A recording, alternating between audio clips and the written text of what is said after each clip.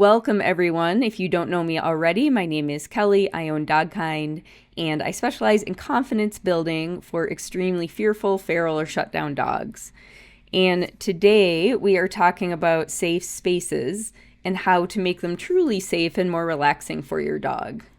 This is for you if you have a dog who is anxious at home and either you don't already have a safe space for them and you're wondering how to set one up, or you do have one, but your dog can't really relax completely there.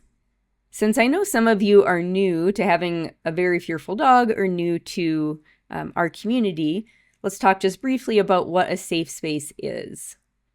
A safe space is usually a delineated or enclosed area, and you can see a small safe space in the photo to the left, where your dog can go and not be bothered.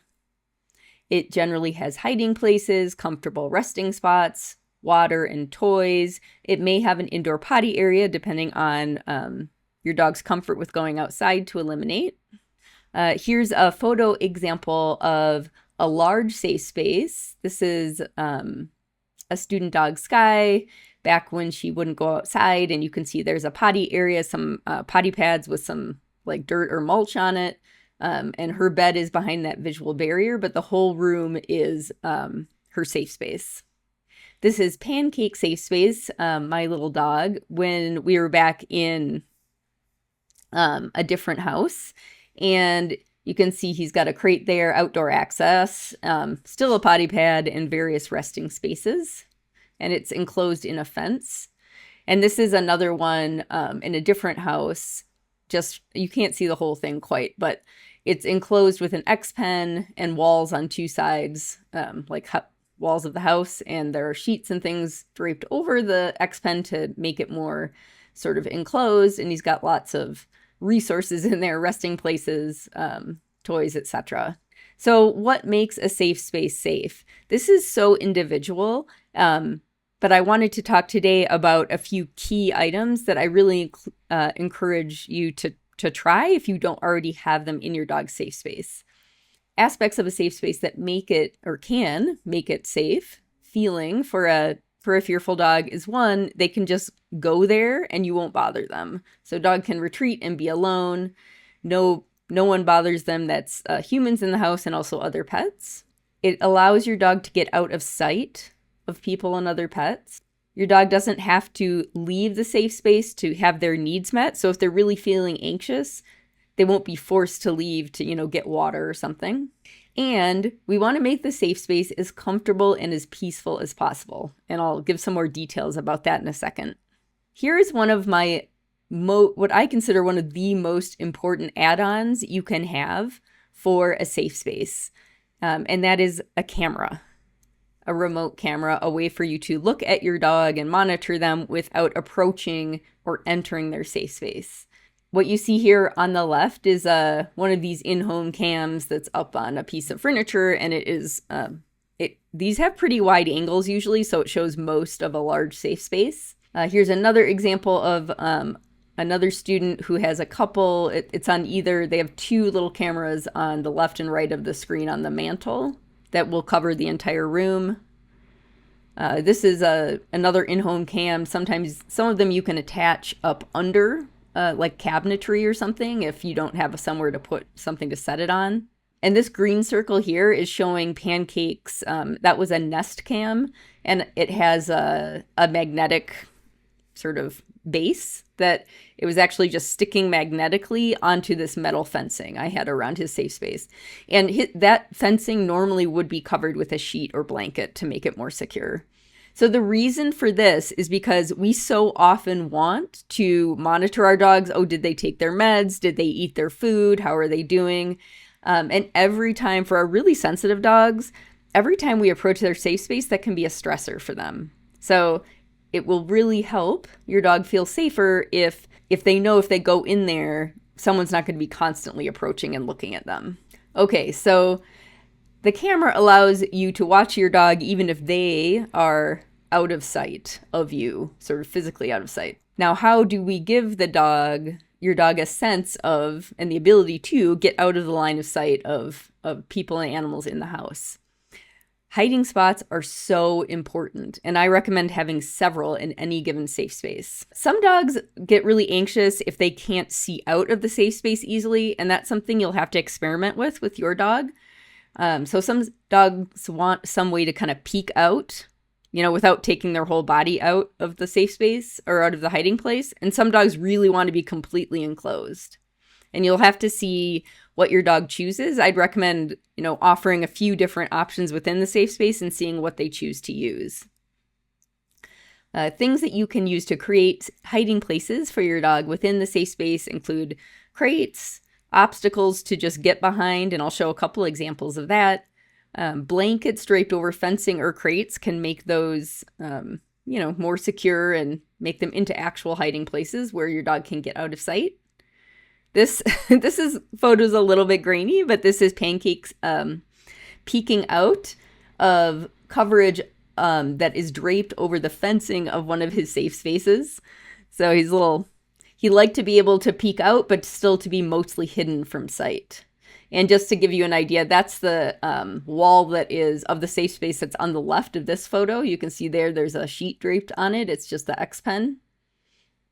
And this is what that space looked like when I was first setting it up. So it has walls of the house on two sides, fencing all around, and then I completely covered all the fencing with sheets, but he could push them aside to peek out. This is an example of a kind of obstacle that you could have in a safe space that a dog might want to kind of tuck up against or hide behind.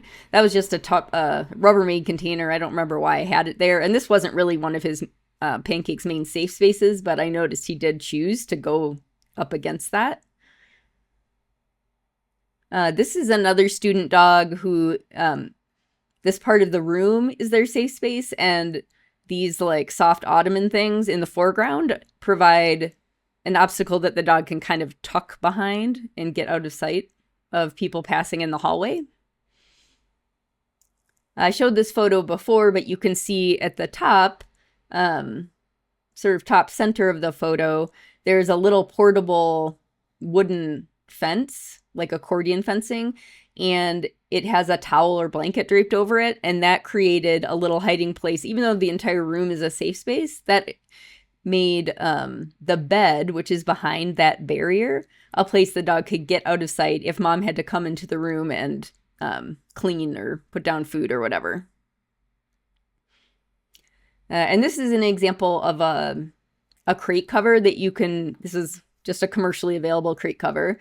And a lot of dogs like crates, but don't want to be closed in crates. And so for our really sensitive dogs, a lot of times the best option is to have a crate available for them, leave the door open, but drape something over the door so that, and you could lower this, that I had the flap in the front, not all the way down, but depending on the dog's preference, you could make it go all the way to the floor or stop a few inches from the floor. It gives them a way to go in, and once they're in, they're kind of enclosed, but they're not actually trapped in there. They can go in and out.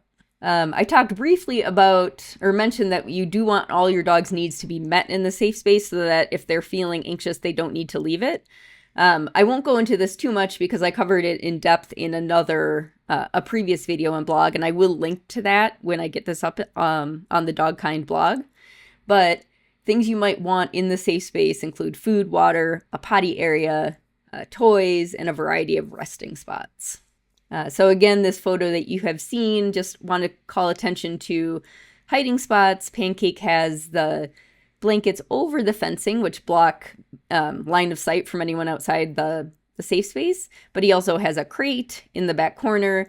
That pillar that he's kind of against is the pillar of a table, and I also have a bed behind that, so he can go in the bed there. And there's a bed to our right of him as well. And you can see food toys, water. There's multiple potty areas. He's got a chew, so very comfy for him. Okay, and the last thing is, how do we make and there are a lot of ways to do this, but what are some often successful ways of making a safe space more peaceful and comfortable? I like the safe space to be, and most of these dogs do, out of the way in a quiet location. So probably not in your bedroom or, in the kitchen, although, these things can work, but sort of the most busy areas of the house, that's not where you want the safe space to be. You can try out some different sound masking. So even if you have the safe space in a quiet part of the house, there may still be noise coming from the household or from outside the house that make your dog anxious. And so having some nice music or white noise or brown noise in the background may help your dog relax. And also make sure you have a variety of resting spots. Cool spots, warm spots, soft, firm, a lot of variety. This photo is to remind me that in terms of when we talk about out of the way safe spaces, quite a few dogs like closets as their safe space. And this showing this photo again to remind me to talk about the different resting spots. Pancake here is on just a blanket, but that round bed to the right has a heating pad in it, or it's a heated pet bed. And that was something he really favored and really seemed to help him relax a lot. So that's an example of just some variation in resting surfaces. One of my students in the confidence building course recently had started out with their dog having a bed in their bedroom. So it was just an open dog bed in their bedroom. And he'd been in there just kind of a little bit shut down and not moving around very much or doing much for, I think, a couple months when we started working together. And so mom and dad moved him to a spare room on the far side of the house, put up a remote, a camera where they could watch him, and basically gave him this space to himself. And I just want to show you a little bit of cuteness here, just for a smile, but also to show you what a difference it can make for these dogs to feel safe and have their own space. Oh, this is him just walking. I think I've got some... So that's him exploring. This is going to be him being goofy. So this is little Randy. And so Randy having his safe space here, that's his own space, and mom, dad being able to monitor remotely so they don't have to keep checking on him, gave him the space he needed and the sense of safety he needed to start playing. And he's also done a little bit of playing with toys as well. Okay, so in summary, some key considerations if you're trying to make your safe space for your fearful dog safer so they can really relax is one, get those cameras installed. There are some that aren't that expensive. Ask me in the comments wherever you're watching this video if you want some recommendations. I can tell you the ones I have. So get cameras so you don't have to go into the safe space very often. Lots of hiding spots, lots of ways for your dog to get out of sight partially or fully. And then make sure that that safe space is in a quiet, out-of-the-way location. And try out some sound masking, see if it helps your dog. Sound masking, remember, things like music or brown or white noise. And what will be the best for sound masking depends on what kind of sounds you're trying to cover up. I have often used things like classical music or even talk radio for Pancake. Those were helpful. For some reason, he seemed to like classical music. Okay, so again, if you are new to having a very sensitive dog, this was all for you, and there is a free guide on my website. If you don't have it already, dogkindtraining.com/care, and it talks about how to set up your routine and the house and care for your very fearful dog while helping them feel safe at home.